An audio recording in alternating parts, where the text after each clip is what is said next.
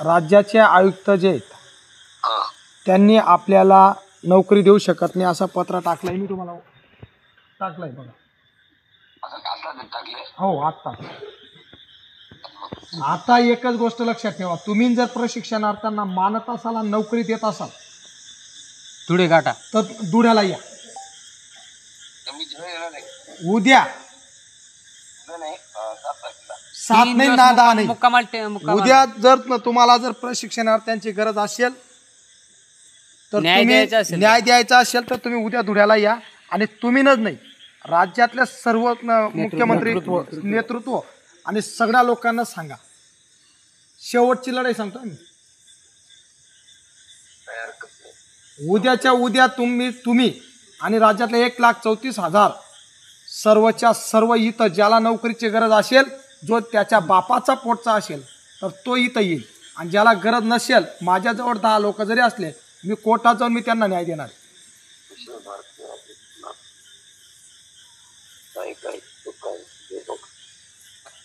नंतर मी म्हणणार नाही, मी सरळ सांगेल या लोकांनी राजकारण केलं आपल्यामध्ये येऊ. मला बाबा एकच महत्वाचं आहे, पत्र आपल्याला चुकीचं आलेलं आहे आयुक्त साहेबांकडून. मग मला म्हणायचं असं आहे, आपल्याला मुख्यमंत्री महोदयांकडनं जे पत्र आलं पाहिजे त्याच्यासाठी मी त्यांना सांगितलं मला मुख्यमंत्र्यांकडनं पत्र पाहिजे. आणि ते पत्र जर आपल्याला यशस्वीरित्या जर पाहिजे असेल तर तुम्ही सर्वांनी उपोषणच्या ठिकाणी या. आज माझा 11वा दिवस चालू आहे. 3 दिवस तुमचे सुट्टे आहेत गव्हर्नमेंट, म्हणजे तोपर्यंत माझे 14 दिवस होतील. सोमवार आणि मंगळवारपर्यंत 15-16 दिवस होऊन जातात मला. मी थांबायला तयार आहे. ज्यांना नोकरीची गरज आहे त्यांना बोलवा तुम्ही. मला एकच म्हणा, या पत्राच्या अनुसरून बघा, साधू संत सुद्धा ज्यावेळेस काहीतरी चुकतं त्यावेळेस शिगाड करतात. आता तुम्ही प्रेमात सांगा किंवा शिगाड करून सांगा लोकांना, पण सांगा. पण त्यांना एकच सांगा की तुम्हाला सूत्रेपाळामध्ये तुम्ही सगट आणि ते सर्व लोक, सर्व नेतृत्व उद्या तुम्ही या. उद्या जे असेल ते, ही आता आपली संघर्षाची लढाई आता चालू झालं. आज झालं, आता झालं. 5 मिनिटं झाले त्या पत्राला. आणि चाकूरकर साहेब सुद्धा इथं आहेत धुळ्याला.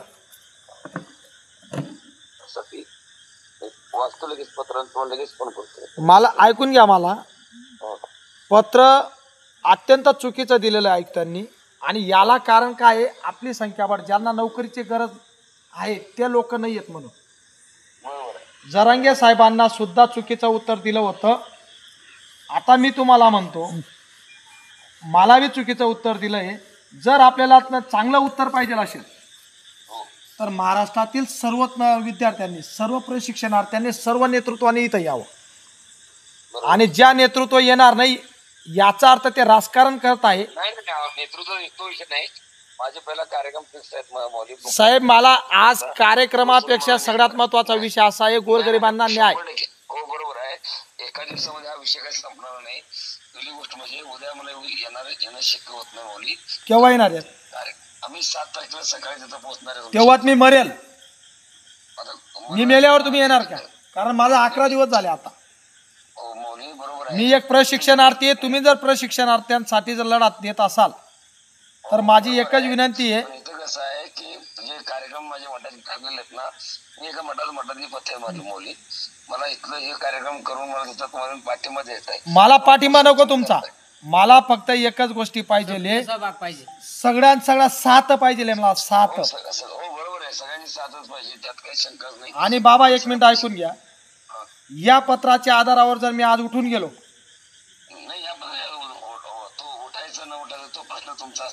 ऐका ना, मला म्हणायचं काय, मी जर उठून गेलो तर राज्याच्या तरुणांचं नुकसान होऊन जाईल. माझं म्हणणं असं आहे, मी स्वतः 334 दिवस रेग्युलर प्रशिक्षण घेतलेलं आहे. 35 जिल्ह्यांचा ब्रेक पडलेला आहे. मी रेग्युलर आहे. कामगार कायद्यामध्ये मी बसू शकतो. तुमच्या माहितीसाठी सांगतो, या पत्राच्या आधारावर मी जर कोर्टात गेलो, माझ्याजवळ जे लोक आहेत त्या लोकांना मी नोकरी देऊ शकतो, पण 1,34,000 तरुणांना कोण देईल? आणि याला जबाबदार तुम्ही पण राहणार आहे. तसं कसं काय? याला कारण काय आहे? प्रशिक्षणार्थी आज तुमच्यावर प्रेम करतायत, सगळ्या नेतृत्वावर प्रेम करतायत. ऐका ना, ऐका माझं.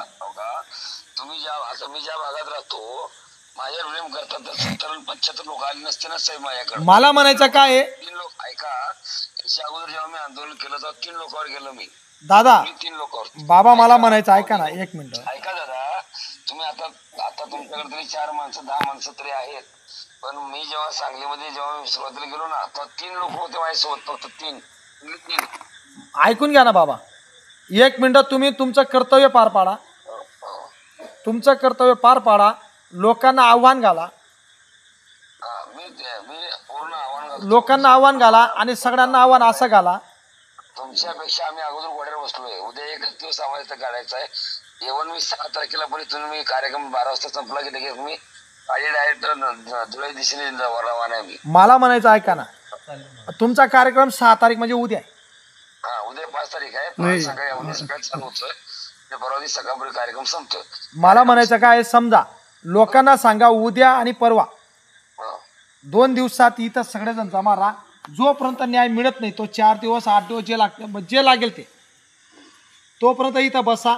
मी इथं मरण्याच्या परिस्थितीवर जर असलो, मला मुख्यमंत्री मरू देणार नाही. बरोबर. आणि तुम्ही आक्रोश करा. हो बरोबर आहे. तुम्ही सगळ्यांनी आक्रोश केला. मी एक प्रशिक्षणार्थी आहे. आपण सगळ्यांनी मिळून जर व्यवस्थित घेतलं तर तुम्हाला मी सांगतो, जर मुख्यमंत्र्यांनी चुकीचं उत्तर दिलं आपल्याला तर त्यांचं आणि आयुक्तांचं पत्र घेऊन आपण कोर्टात जाऊ शकतो. आणि कोर्टात गेल्यानंतर मी कामगार कायद्याच्या बाजूने सर्वांना 1,34,000 तरुणांना रोजगार देऊ शकतो. अन्यथा जे लोक माझ्याजवळ उपस्थित राहतील मी त्यांना देऊ शकतो. बरोबर आहे. तुम्ही आता शेवटची संधी म्हणून जर जे नेतृत्व इथं करत असतील तर त्या नेतृत्वांना सांगा की तुम्ही ज्यांना राजकारण करायचं आहे ते येणार नाही, ज्यांना प्रशिक्षणार्थ्यांना हक्क मिळवून द्यायचा आहे ते इथे येतील. आणि मला अभिलाल दादाने तसं सांगितलं, मला पण विनंती केली, असं सांगा. नाही, मी सगळ्यांना सांगतो, त्यात काही शंका नाही. कारण चाकूरकर साहेब सुद्धा इथं थांबले. आता उद्या ते कलेक्टर ऑफिसला जातील. हां, आणि सगळ्या गोष्टी योग्य ते मंत्रालयाला गेले होते, आज आले इथं. म्हणजे सगळ्या गोष्टी चालू आहेत. आयुक्ताचं म्हणजे राज्याच्या आयुक्ताचं चुकीचं उत्तर भेटलं आहे ना. हो, तो देखील सांगलीमध्ये मांडलेला आहे. हे जिथे 10-12 दिवस झालं तरी प्रशासक बघत नाही. 10 दिवस झालं सांगलीमध्ये त्याच्यामध्ये उपोषण करतात, ते बघत नाहीत. हे देखील त्या ठिकाणी जिल्हा परिषदच्या कार्यालयासमोर जेव्हा मी त्या ठिकाणी देखील हा मुद्दा मांडलेला आहे. हा विषय आता आपल्याला आहे बाबा, आपल्याला आता प्रत्येक जिल्ह्याला मांडण्याची गरज नाही. आपल्याला आता मी उपोषण करता ज्या ठिकाणी आहे त्या ठिकाणी उपस्थित राहणं गरजेचं आहे. कारण या ठिकाणी माझ्याजवळ जर तुम्ही समजा ज्या लोकांना नोकरीची गरज आहे 1,34,000 तरुणांना, त्यांच्या ऐका ना, आपला जर जेवढे असतील तेवढे ज्यांना नोकरीची गरज आहे ते इथं येतील आणि आपण जेवढे येतील त्यांच्यासाठीच पुढचा लढा करू. बरोबर आहे. पण सगळ्यांना आज आपण 1,34,000 म्हणून त्यांना आव्हान करा आणि त्यांना जाहीर करा, जे येतील तेच. 11 दिवसापासून, आज 12वा दिवस लागला माझा, 12 दिवसापासून मी आमरण उपोषण करत आहे. आज अन्नत्याग करून एक 34 वर्षाचा तरुण तुमच्यासाठी मरत आहे. तुम्हाला जर नोकरीची गरज असेल तर तुम्ही इथं या. आणि ज्या नेतृत्वाला राजकारण करायचं नाही, त्यांना प्रशिक्षणार्थ्यांवर प्रेम आहे, गोरगरिबांच्या मुलांना हक्क मिळवून द्यायची त्यांनी इच्छा आहे, तर ते एक सांगा ना. आज ती वेळ आलेली आहे ज्यांना मी तुम्हाला सांगतो,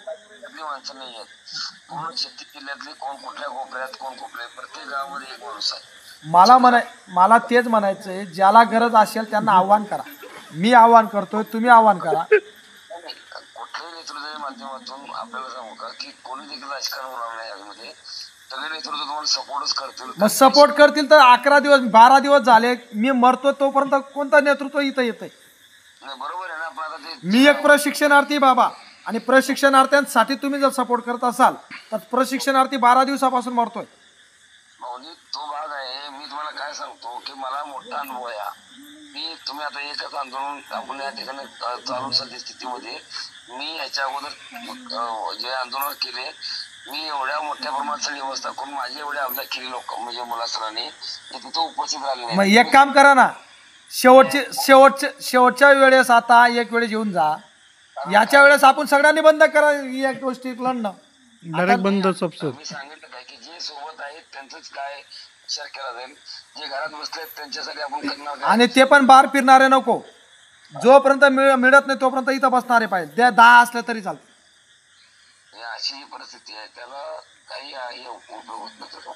आणि तुम्हाला एक सांगतो, मी कामगार कायद्याच्या आधारावर, वस्ती शाळेच्या आधारावर माझ्याकडे सगळे डॉक्युमेंट आहेत आणि त्या डॉक्युमेंट घेऊन मी स्वतः माझ्या नावाने याचिका दाखल करून मी नोकरी मिळवू शकतो. माझ्यासोबत जेवढे बसलेले आहेत त्यांना नोकरी देऊ शकतो. शासन देवो ना देव, पण आता जनतेतील लढाई जी आहे ना, शेवटची लढाई. आज माझा शेवटचा दिवस उपोषण थांबवायचा त्यांनी प्रयत्न केला, मी थांबलो नाही. आता 3 दिवस माझं उपोषण चालू राहील. या उपोषणामध्ये तुमचे लोक जर सगळे लोक आले, आपले नेतृत्व आले, प्रशिक्षणार्थी आले, तर आपण त्यांच्यासाठी अजून 15 दिवसाचं प्लॅनिंग केली. उपोषण चालत नाही तेवढं नाही. पोलीस डिपार्टमेंट वगैरे कोण आले का साहेब आपले? पोलीस साहेब आहेत, त्यांच्याबद्दल आपल्याला काही त्रास नाही. आणि आपल्याला रिपोर्ट खूप महत्वाचा आहे वरती जाणं. पहिली गोष्ट, माझा रिपोर्ट शासन दरबारी जातोय आणि शासनाने मला एक जाहीर केलं, पोलीस साहेबांनी, आमच्या तालुक्याच्या पोलीस साहेबांनी पत्र दिलं की माझी तब्येत अत्यंत खालावलेली आहे आणि रिपोर्ट त्यांनी दिला आहे. दवाखान्याच्या डॉक्टरांनी सांगितलं की मी उपोषण करू शकत नाही, माझ्या जीवाला धोका आहे.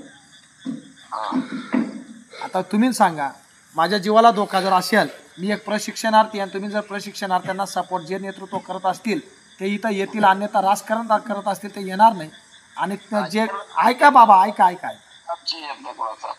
जे असतील ते, मी तुम्हाला म्हणत नाही, सर्वांनाच म्हणतो. नाही राजकारण नाही. जे कसं आहे की याच्यामध्ये आमची पण तळमळ आहे, पण आम्हाला काय, माझं जे काम आहे मठाच्या अनुषंगाने मी काय करू शकतो, मध्यस्थी करू शकतो. मला यातून या ग्रुपमधून मी बाहेर पडलो, कोण माहिती आहे का नाही? मला म्हणायचं काय बाबा, आता जे राहतील त्यांनी कायमस्वरूपी राहा, जे जातील त्यांनी कायमस्वरूपी जा.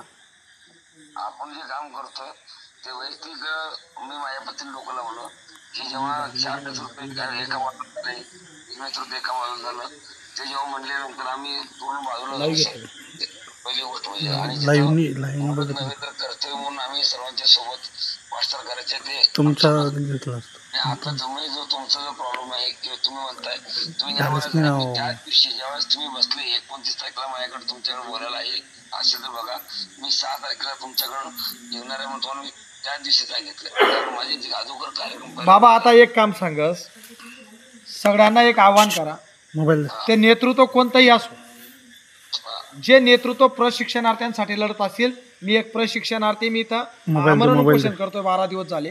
मोबाईल. आणि जर मी 12 दिवसापासून प्रशिक्षण करत असेल तर तुमच्या माहितीसाठी सांगतो, लाईव्ह घ्या. ज्यांना नेतृत्व करायची इच्छा असेल त्या प्रशिक्षणार्थ्यांना साथ देतील, ते येतील. ज्यांना इच्छा नसेल, मी ते दलाल म्हणून सांगू तर ते लोक येणार नाही, कारण माझा दिवस 12 दिवस मी मरण्याच्या परिस्थितीवर आहे. मी मरण्याच्या परिस्थितीवर आहे बाबा. आणि मी मेलो तर ते नेतृत्वावर पण येईल आणि प्रशिक्षणार्थ्यांवर पण, कारण मी कोणासाठी लढतोय, प्रशिक्षणार्थ्यांसाठी. मग या नेतृत्वामुळे ते जे येणार नाही, त्या नेतृत्वामुळे आमचे लोक इकडे तिकडे फाकले असं जाहीर करू. आणि ते दलाल होते, ते राजकारणी होते, ते नेतृत्व नव्हतं असं पण जाहीर करू. म्हणून तुम्ही एक आव्हान करा, आव्हान एकच करा की या ठिकाणी ज्यांना यायचं आहे तर त्यांना नोकरीची गरज आहे, त्यांनी या. बरोबर आहे. यांच्या पुढे जे येणार नाही त्यांच्यासाठी नवीन नेतृत्व जर तुम्ही आता जे येत आहेत त्यांनी तयारी करू नका. शेवटची लढाई. या लढाईमध्ये मी तुम्हाला सांगतो, जरांगे साहेबांना सुद्धा कोर्टाने आझाद मैदानावर थांबायचा नकार दिला होता, पण त्यांनी सक्षमपणे काम केलं, त्यांना न्याय भेटला, त्यांना चांगला न्याय भेटला. जर मी 2 दिवस जर इथं बसलो जास्त तर आपल्याला सुद्धा न्याय मिळू शकतो. बरोबर आहे. मग ज्याला ज्याला नेतृत्व करायचं आहे, ज्याला नोकरी पाहिजे ते इथं येते, आणि जे दलाल असतील ते येणार नाही असं जाहीर करा. बरोबर आहे, बरोबर आहे. चालेल बाबा. हो, तुम्ही काळजी घ्या तब्येतची. मी मेलो असं समजून झाला बाबा. 12 दिवस झाले आज, मरण्याच्या परिस्थितीवर आहे. शेवटची लढाई. अजून 3 दिवस काढायचे आहेत मला. 3 दिवस सुट्टी आहेत. अरे बापरे.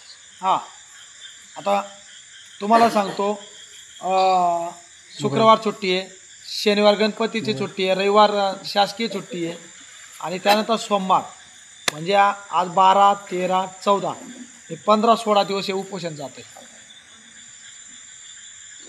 तुम्ही इथं उद्यापासून जर लोक आले तर मी जिवंत सापडेल, अन्यथा मी मेलो तर त्या नेतृत्वावर आणि प्रशिक्षणार्थ्यांवर पाप पडणार आणि शासनावर पडणार. बरोबर. हां, चालेल बाबा. जय हिंद, जय महाराष्ट्र.